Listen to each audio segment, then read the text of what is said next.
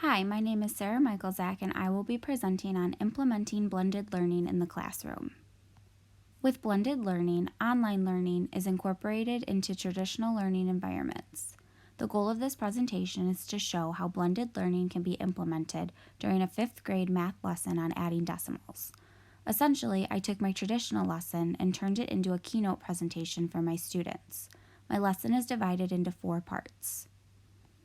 Part 1 of my presentation includes a screen recording of myself explaining the 2 different strategies students can use to add decimals.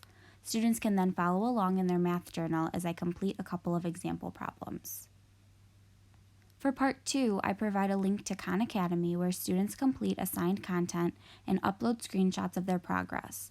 On Khan Academy, struggling learners can review lesson videos while higher level learners can work at their own pace.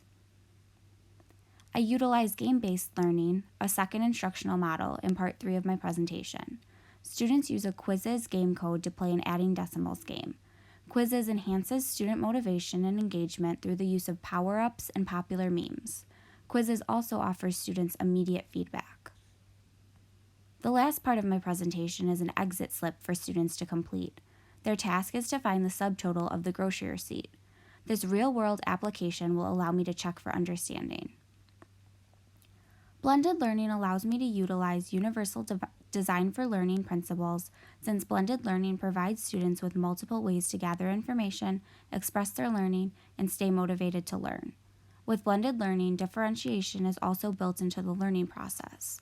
Throughout the lesson, I would be able to work with students one-on-one or in small groups to either reteach skills or challenge my higher level learners.